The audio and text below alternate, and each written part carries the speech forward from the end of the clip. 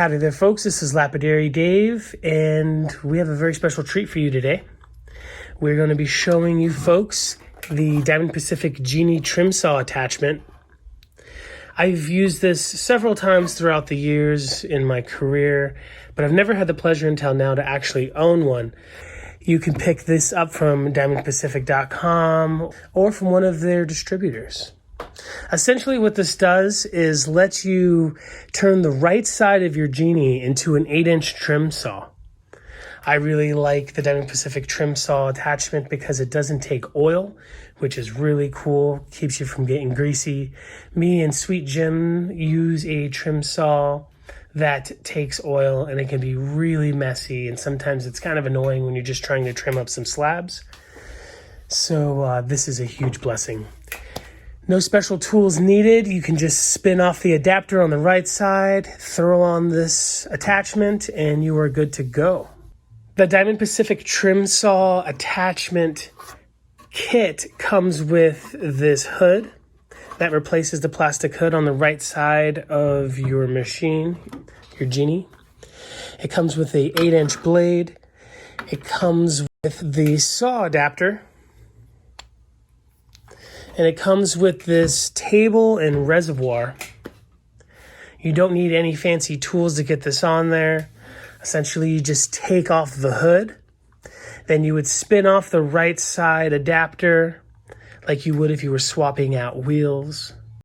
Then you put the reservoir and the saw adapter in at the same time because it can be a little difficult to get them on and off separately.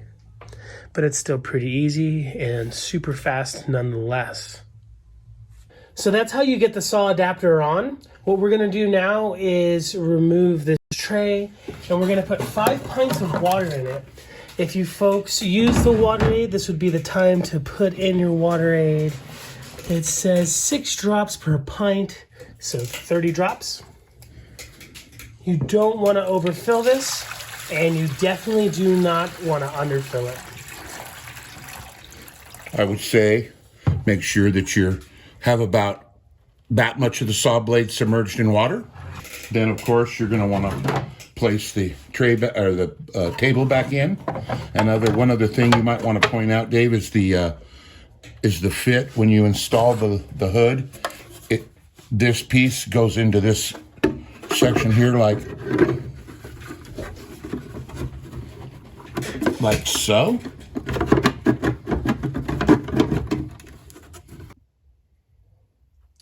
So we put the hood on and added the water. Now we're gonna turn on the machine and make sure everything's aligned and that it's not hitting any of the sides or the hood or anything. Nice, purring, super quiet. So this machine is a trim saw. It's not a slab saw. It does have some limitations. We're gonna trim up a couple pieces here of some hardstone to show you what this machine can do. I took the time and I marked out some slabs of different materials. We have a piece of moss agate from the Katy Mountains. We have a piece of nephrite jade, which is a little bit tougher than that material. And we have some kind of random jasper. I'm not exactly sure what this is, but it looks kind of cool. It's almost like some kind of greenstone or something from a green belt or whatnot. And then we are gonna slice a thunder egg, a little thunder egg on this saw, just to show you some tough stuff. It would be way too easy to cut some turquoise or some varicite on this. You already know I can do that. We're gonna show you what you might not know it can do. All right, first off, Sweet Jim is going to trim up this really hard jasper or some kind of greenstone, not exactly sure what it is. He's gonna hog out the mass of the material, then he's gonna work the templated angles a little bit.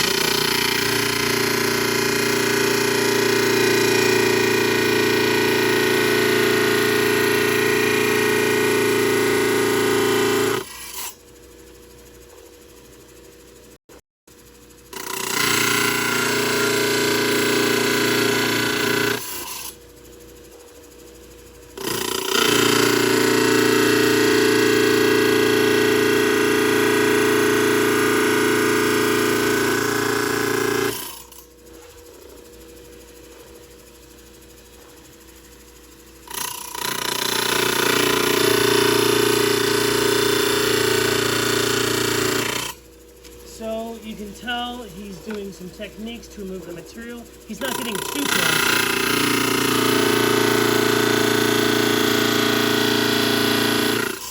But close enough that it's going to save him a lot of time on the hardware. Remember, folks, this is a straight blade. It's not going to cut on corners. So you're going to want to remove as much material as you can in straight angles.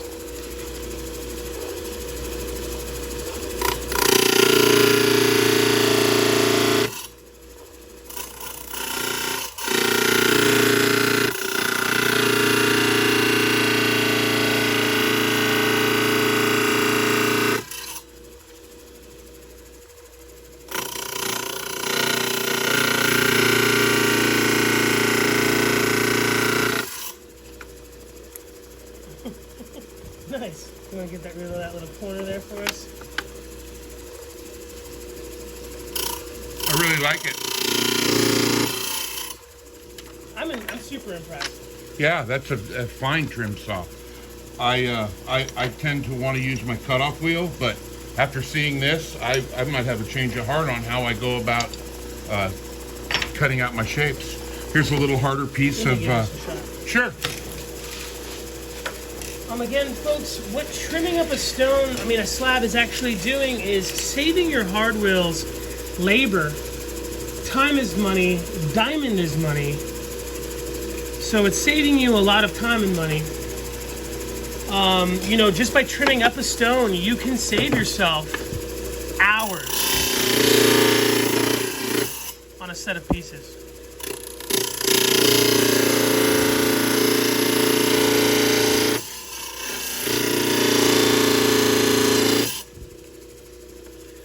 Being a kid and using the Diamond Pacific Trim Saw Attachment at the Tucson show for hours and hours and hours.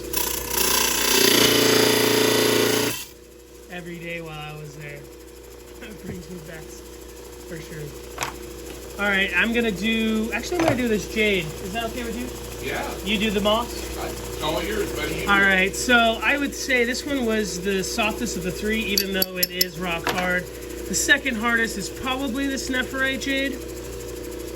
It looks a little bit older, kind of hard to see the template. I can see it pretty well.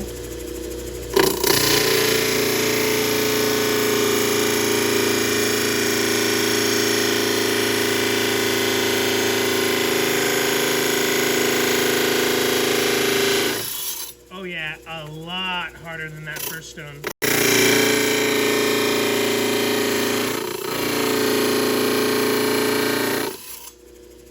But I think it's good to show you folks the limitations of the machine. It's taking it really well. It's just taking a little bit longer because it's a lot harder of a material.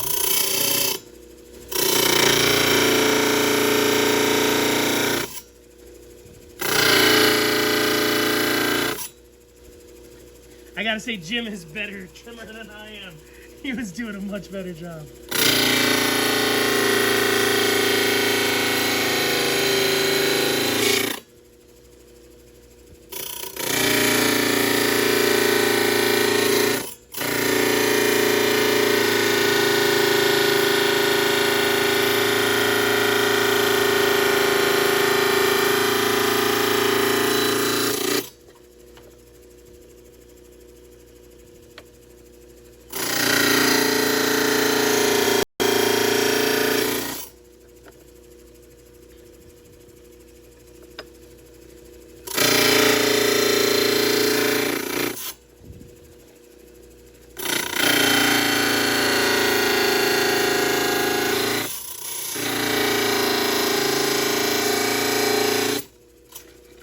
Save all the little pieces for the tumbler. Absolutely.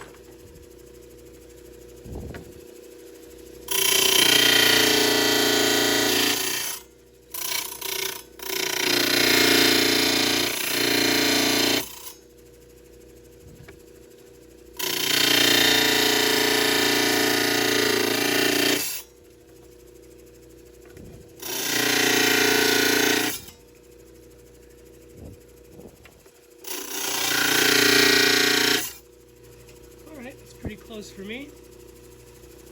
I wasn't timing exactly, but a couple minutes or less on both pieces.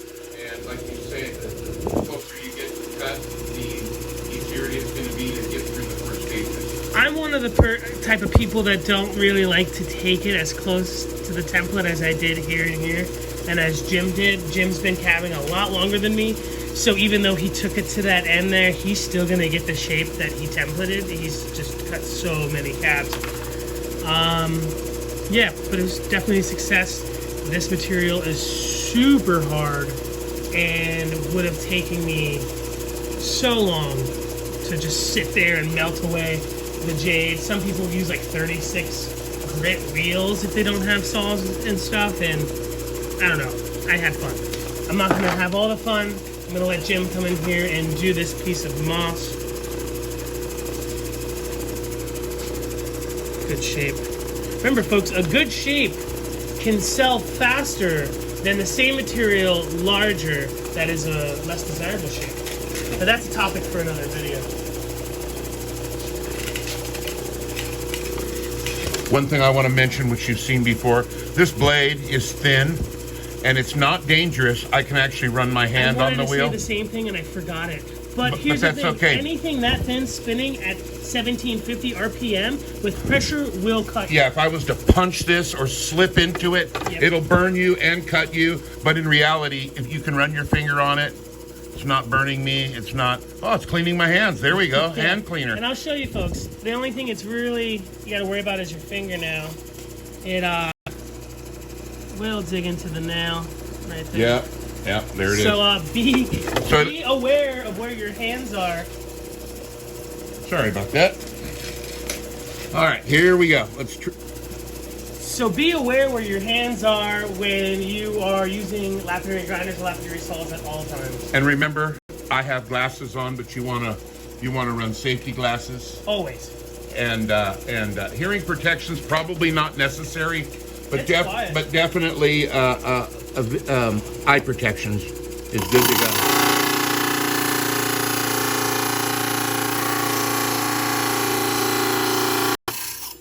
Do you think that material is softer than that first piece you cut? Equal.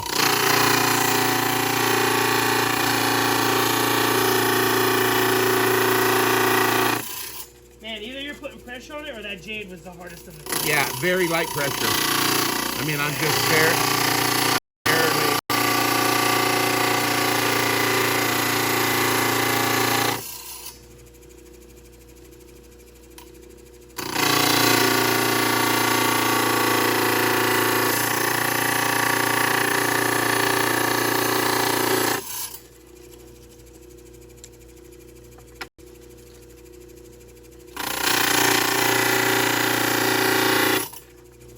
There we have it. You can get rid of them corners. Sure, you can do a little thing.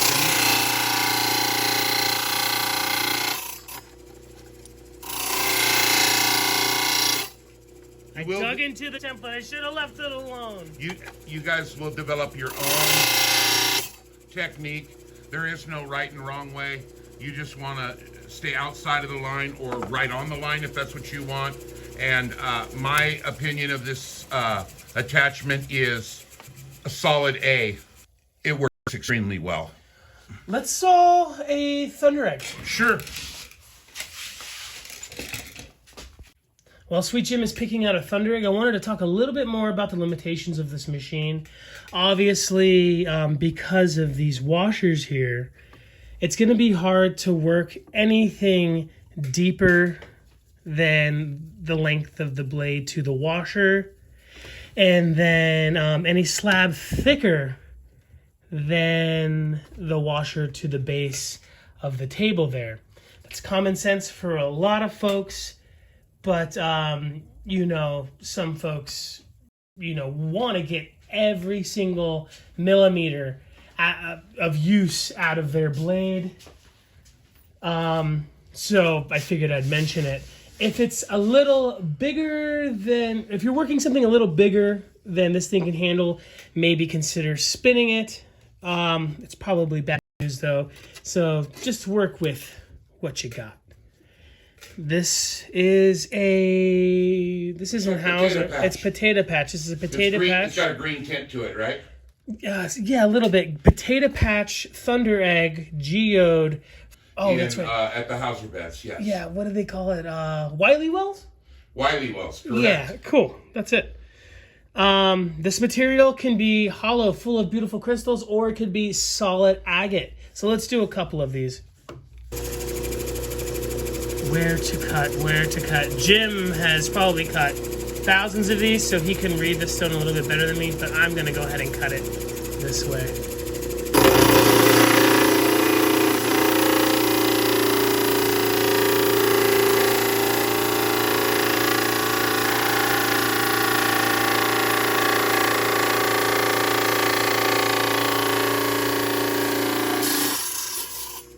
All right, the material popping off of it isn't the yeah, it's rhyolite. Some people actually take a hammer and just chip all that stuff away. Let's take a look. Nice. Oh yeah.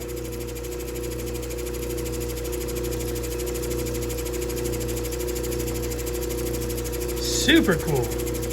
And it chopped right through that like a knife through butter. You know, I didn't even pay attention to how fast it. Yeah, how fast it worked. About 5 seconds. I was having fun. Let's do another one. So this one speaks for itself. This is the legendary one and only Hauser. Yeah, I'm pretty sure that's the Hauser bed right there. Pink Hauser right here. I'm gonna saw it from the tip there downwards. And if you take a look over here, it's about to the limit of this attachment, of the adapter, because of that washer there. I might have to spin it ever so slightly. I don't think so. But if you're wondering, yeah, this size. I'll put the the measurement of this width down below.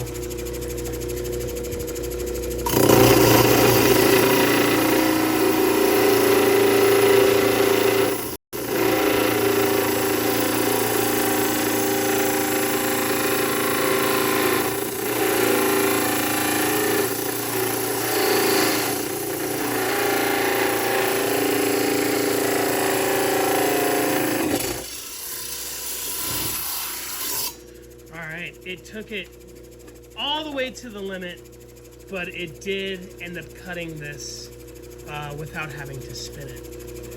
And here we go.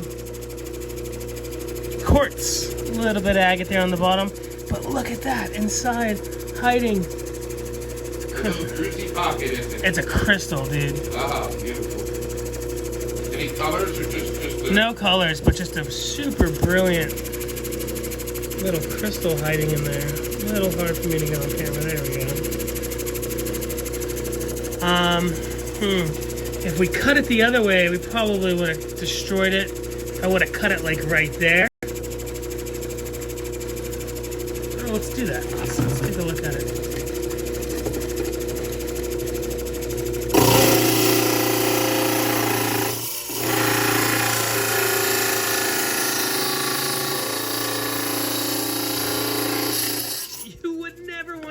To a thunder egg, by the way. Well, unless you wanted a quarter thunder egg, yeah. Yeah, there she is. That's all really impressive for, you know, an attachment that comes with your cabinet. Yeah, dude, the Genie motor is crunking. Yeah. This is the new G2. If you bought a new machine, this is what they would send you. Yeah. But this attachment still, to this day, fits on a machine like this. What year is this? Like 83? 83 or 85, I forget. Mid-80s. So if you have a mid-80s Genie, and you didn't already know, the saw attachment can go right on there. It can. If you have two Genies, you can set one up with the saw and some carving attachments on the side, or some hard wheels. You can use them, or you can have your fine polishing wheels on one side, and you can use both of your Genies to the most of their potential. So that's the Diamond Pacific Genie Trim Saw Attachment. Me and Sweet Jim love it. You love it? I do. I think it's a great product. I think it's in the $400 range, $450 retail. Don't quote me on that, but for a overall package, it really shines. Yeah, I love the water, but I think what would make it super appealing and desirable to a lot of folks is it uses something you already have. If you're using your Genie because you travel a lot, you're in an RV or you're in an apartment, this is awesome for trimming up your slabs. If you're tight on space and noise, you don't have a 24-inch slab saw going on anyway. So you're probably buying your slabs or having someone do them for you. And this is perfect for your apartment or your RV. If you're doing gem shows and you don't have, and you have a 10 by 10 or you have a 20 by 20 and you're doing a trade show, you're doing a craft show, this is perfect. I used to lug around little 6-inch saws, and that's super annoying. And it's intimidating to other vendors, thinking that you're going to be having like a workshop right next to them, and they get all weird and blah, blah, blah. No extra plug. None of that. I love it. Yeah, check it out. Thumbs up from Sweet Jim. 2 thumbs up. Thank you, folks. 4 thumbs up. Yeah. Remember, safety first. Wear safety goggles anytime you are sawing. Wear safety goggles when you're working your lapidary machine. It comes with the machine. Use them. Little particles can fly up and get you at any time, even on softer materials. If you have any questions, feel free to message me at any time or Diamond Pacific at any time. They're super duper helpful. If you want to see any other videos of this machine doing anything in particular, go ahead and message me or Diamond Pacific. We can help you out with that. Make sure to like and subscribe if you haven't done so already, especially through the Diamond Pacific YouTube page. Can't think of anything else. Until next time, my friends, thank you so much for watching. I love you, and I'll see you soon.